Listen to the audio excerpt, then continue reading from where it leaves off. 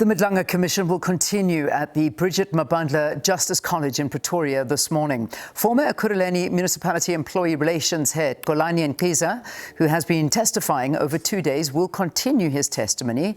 Nciza has testified about the relationship between then Municipal Manager Imogen Mashazi and suspended Deputy Police Chief Brigadier Julius Mkhwanazi. Well, let's get an update from Sakina and our reporter Canny Maphanga. Both of them are in Pretoria for this update. As always, Sakina, a very good morning to you. Well, good morning, Leanne, and of course from a sun-kissed capital city this morning. A beautiful morning it is, and of course we continue to bring you updates and of course analysis from what is being laid in evidence here at the Brigitte Mabandla College. And of course Canny Maphanga here with me. Canny, yesterday we heard from the former employee relations head here in the city of Ekurhuleni, and maybe let's start at the end and come back.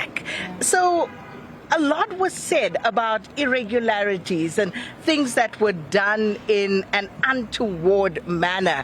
And the question was, how was all of this possible? And it spoke to the relationship between the now retired city manager, Dr. Imogen Mashazi, and of course Brigadier Mkhwanazi. So the commission, they tried to get an answer about how this was possible.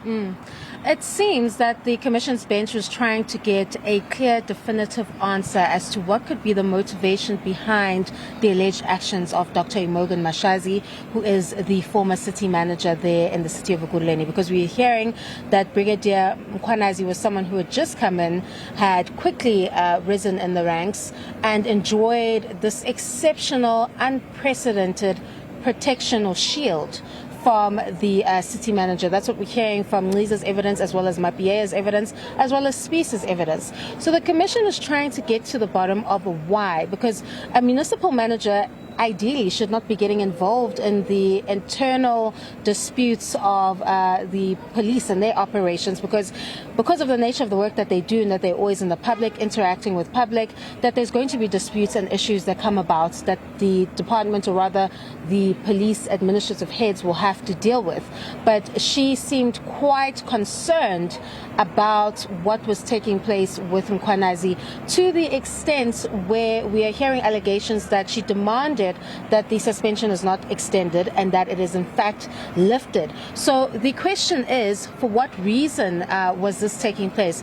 The answer we're getting from Nciza, and I don't think we got a clear answer from the previous two witnesses, is that he says it was because of the proximity. Now, I mean, you can read many or come to many different conclusions about that, but he further stated when he was pressed more, what exactly is it about this dynamic that warranted all of this, I guess, type of protection? And I think the exact terms he used was maybe they were extramural.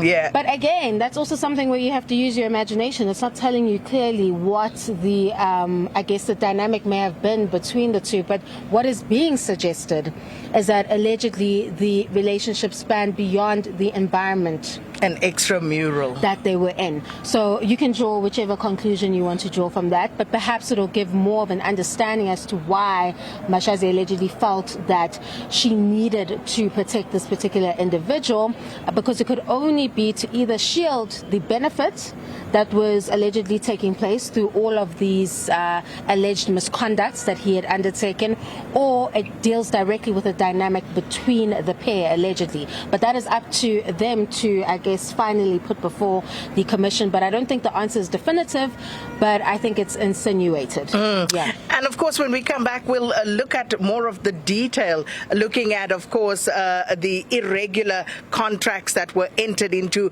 with regard to those blue lights and the contract with CAT Security Services. All of that will be in the spotlight when we come back. But for now, back to you, Leanne. All right, Canny, Sakina, thank you very much. Looking forward to our next crossing into what's happening there and, of course, what we can expect and some analysis I know you'll give for us in the third hour. Right now, though, let's look at what's happening in Parliament as well.